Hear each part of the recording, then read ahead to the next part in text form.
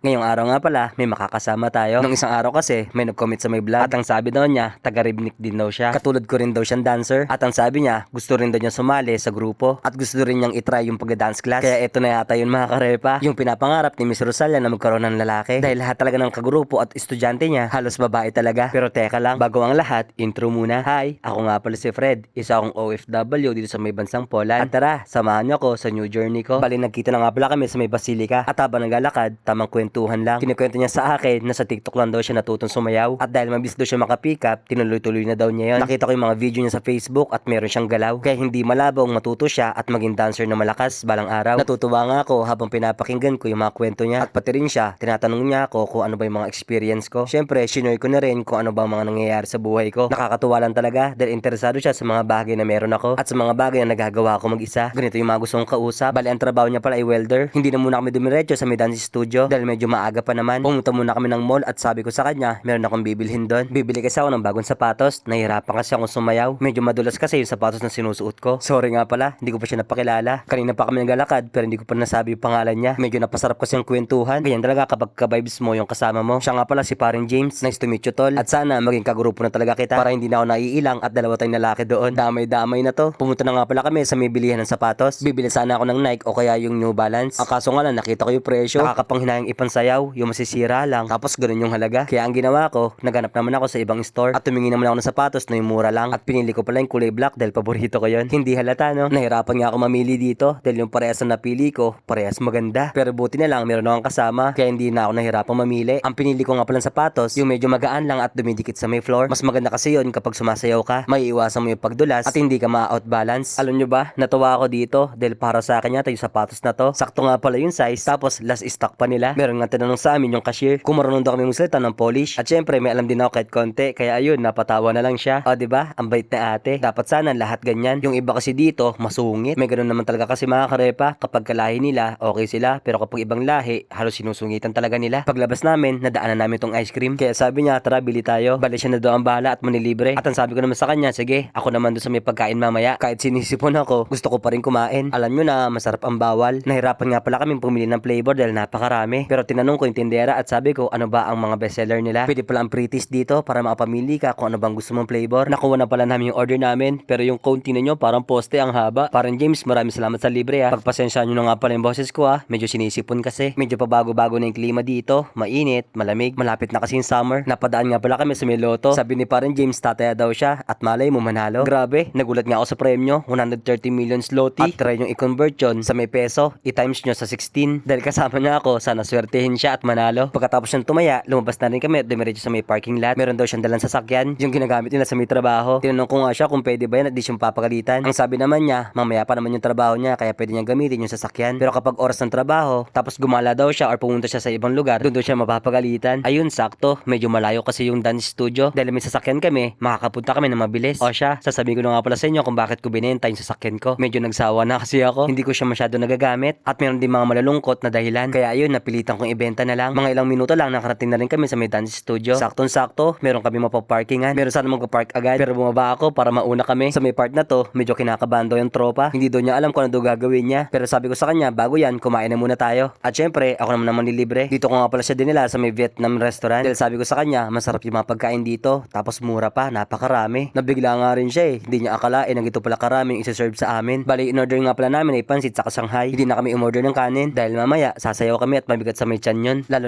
na may magkaroon ng appendix. Pagkatapos ng kumain ay lumabas na rin kami. Habang nag-vlog ako, meron sumigaw, nagulat nga ako. Daming kaya. Ay, hello. I don't speak English. I literally English. Mawe.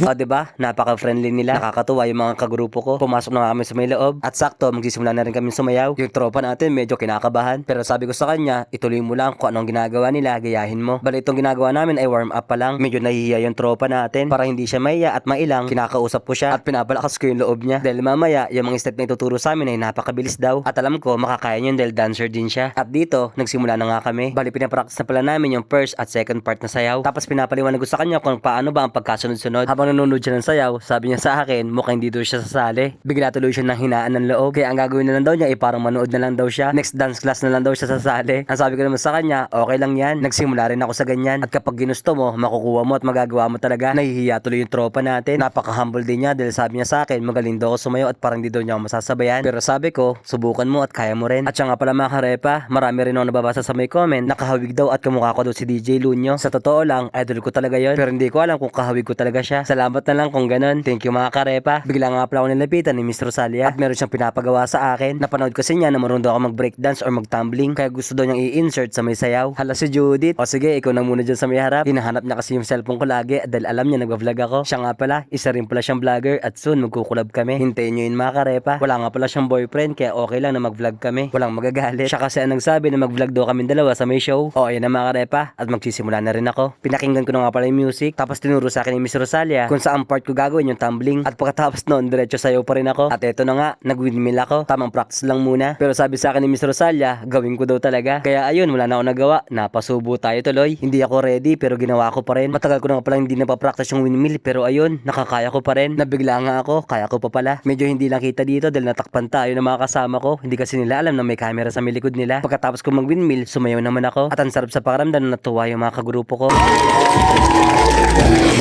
Kahit ngayon tropa natin, hindi niya alam na kaya ko daw yon. Pati rin daw siya nagulat at nabigla. O diba? Syempre, Pinoy tayo. Ipakita natin ang galing ng mga Pinoy. At siya nga pala, nabasa ko nga pala yung mga comment nyo sa vlog. Gusto kong mag-thank you sa inyong lahat. Sobrang thank you talaga sa suporta nyo sa akin. Kaya ayun, eto, pinush ko talaga na makasali ako sa may sayaw at makasali ako sa grupo. Sa mga solid followers ko at sa mga new followers ko, maraming salamat sa inyo. Mas sinipag pa ako sa mga ganitong gawain dahil na-motivate ako sa mga sinabi nyo. Sobrang sarap sa pakiramdam. Eto na nga pala, nagsimula na kami mag-practice sa may bagong step. Alam nyo ba, nahirapan ako dito. Sobra at napakabilis ng step. Medyo naninibago ako at kailangan ko mag-adjust. Sa may pagsasayaw kasi, merong iba't ibang mga porte, may iba't ibang mga angles at meron ng iba't ibang mga forms. Parang nasa school na rin ako neto, para nag-aaral ulit ako. Na nabuo na namin yung step na inaaral namin. Eto na at medyo nakakasabay na si tropa. O diba? Kaya naman. Medyo nawawala lang siya ng konti dahil medyo mabilis talaga yung step. Hindi nga pala niya tinapos yung dance class kanina. Bigla siya nawala at biglang umalis. At ayun, hinanap siya ni Miss Rosalia. Kinuusap niya si tropa. Sabi niya, ayaw mo ba yung sayaw at ayaw mo rin ba yung mga step na tinuturo ko? Todo panliwanag siya dito. Kabang-kaba siya. Hindi, ang totoo niyan, meron talaga kami pinag-usapan ng tropa. Kaya siya biglang umalis. Kailangan niyang ihatid yung mga katrabaho niya sa may company. Dahil gamit nga ng tropa yung sasakyan na sinaservice pang trabaho. Paghatid niya ng mga kasama niya, bumalik siya ulit sa may dance studio at nagpaliwanag kay Miss Rosalia. Habang pinapakinggan ko sila, natatawa ako sa dalawa. Balikin ang usap na nga pala siya kung pwede siya sumali sa may grupo. Para dalawa na daw kami at kailangan niya ng lalaki sa grupo. Pero sabi ni parin James, pag-iisipan daw muna niya. Medyo alanganing talaga kasi may trabaho kami. At dito, nagpaalam na kami at umuwi na. Sabi ko sa kanya, mag-attend ulit siya sa next Wednesday. Sa pag-uwi, sumabay ulit ako kay Julia. Julia, thank you at thank you rin sa parents mo. Napakabait nila. Hanggang dito na lang ang aking vlog. Maraming salamat sa panonood. Abangan niyo ulit ang mga mangyayari.